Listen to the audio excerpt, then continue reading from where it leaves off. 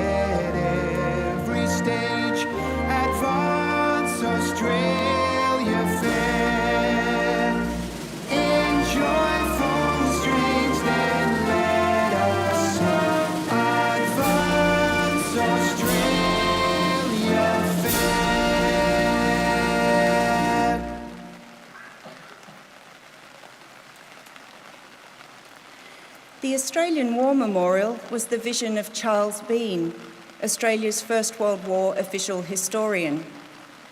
Bean landed with the Australian troops on Gallipoli and stayed with them at the front through to the end of the war. The idea of this national memorial and museum came to him at Pozières, France, in the depths of the bloody fighting of 1916. Bean's idea was that this would be a place where families and friends could mourn loved ones buried in faraway places.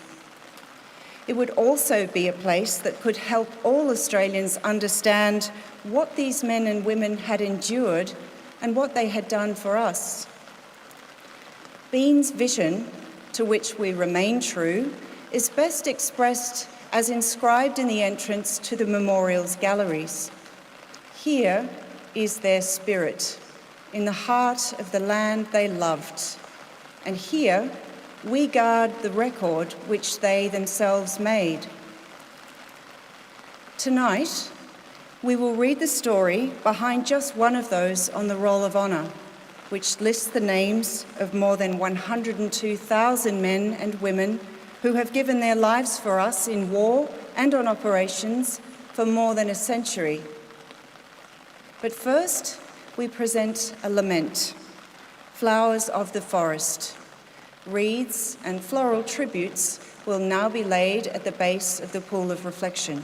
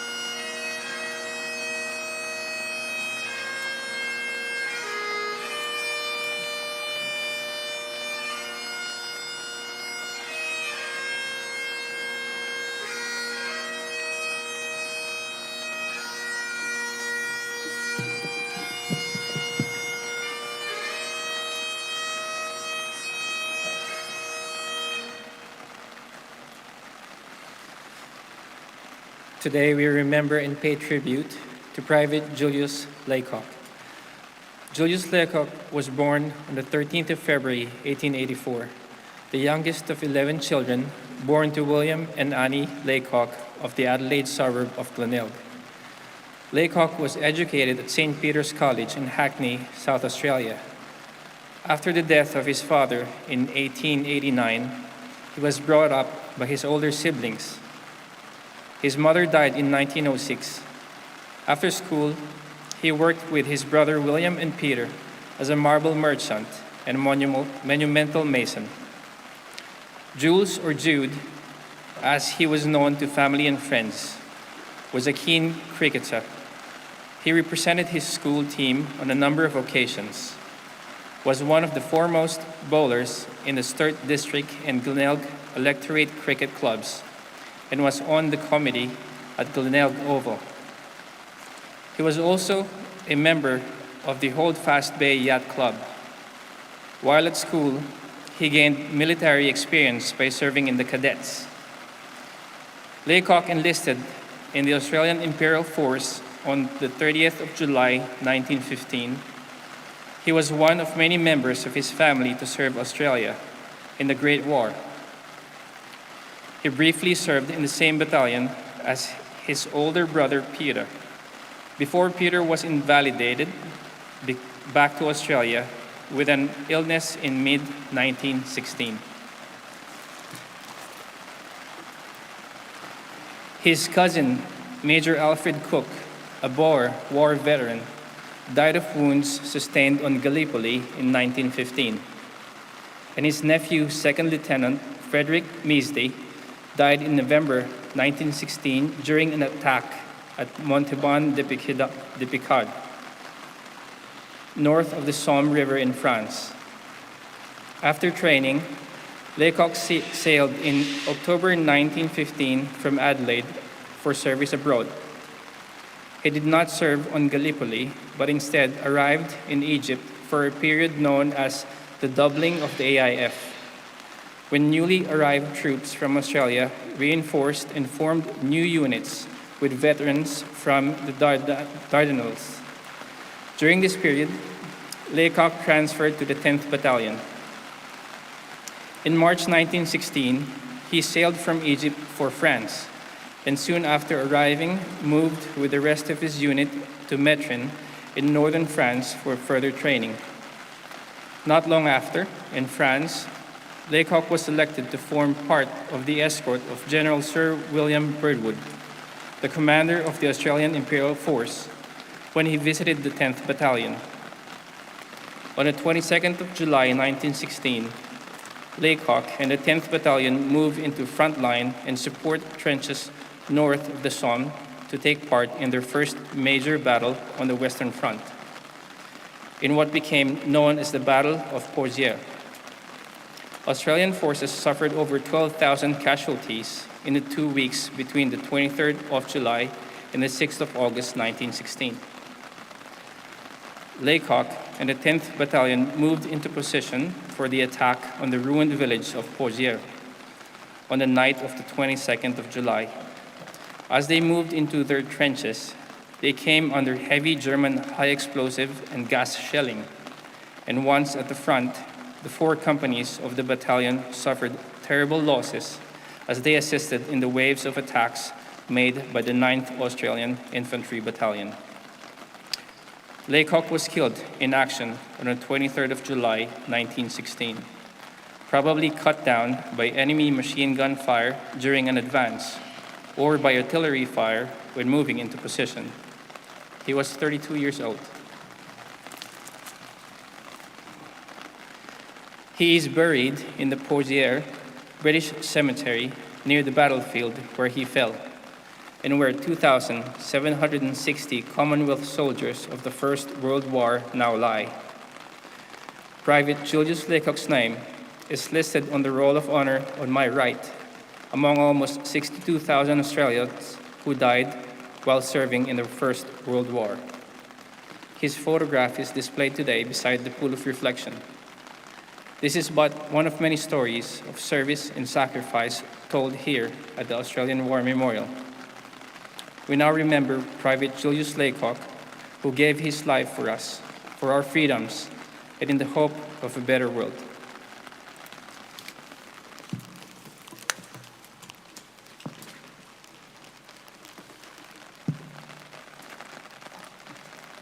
Please stand for the reading of the ode and the sounding of the last post.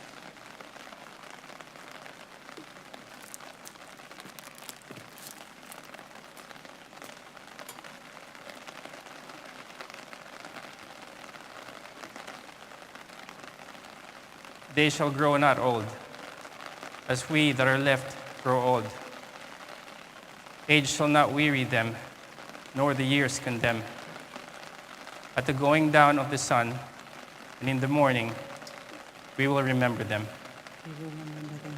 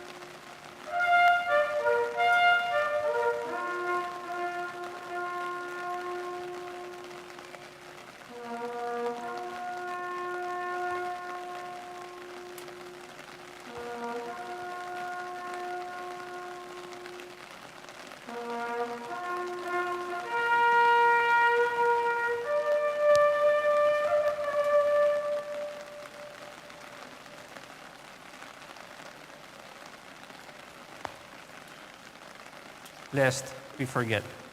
Lest we forget.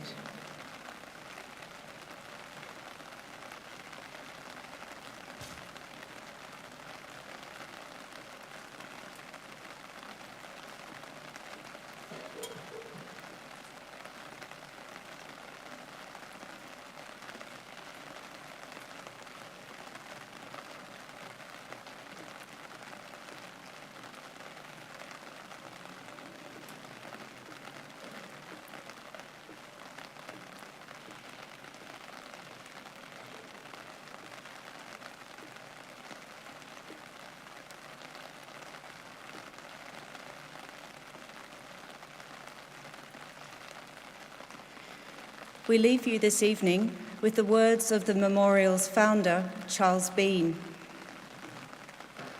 Many a man lying out there at Pozières or in the low scrub at Gallipoli, with his poor, tired senses barely working through the fever of his brain, has thought in his last moments, well, it's over. But in Australia, they will be proud of this. Ladies and gentlemen, that concludes the last post ceremony. On behalf of the Director and staff, thank you for visiting the Australian War Memorial today and for your continued support of the Memorial's redevelopment project. We wish you all a very pleasant evening.